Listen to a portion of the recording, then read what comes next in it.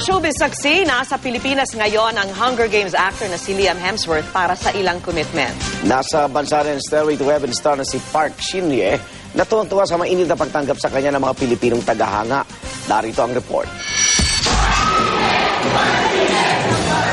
Paglabas pa lang niyang naiyak, dinagsa na agad ang Korean actress na si Park Shin-hye ng mga fan na gustong magpa-picture kasama siya.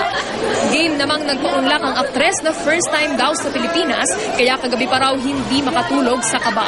Pero napawi yan ang magandang pagtanggap sa kanya ng mga Pilipino. I wanna love you, I wanna love you.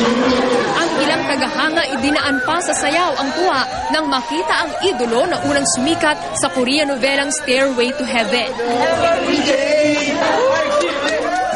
Ang Pilipinas ang first stopover ng Kiss of Angel Asia Tour ng aktres na natuwa rin sa mainit na klima ng bansa kumpara sa sobrang lamig daw na panahon ngayon sa Korea.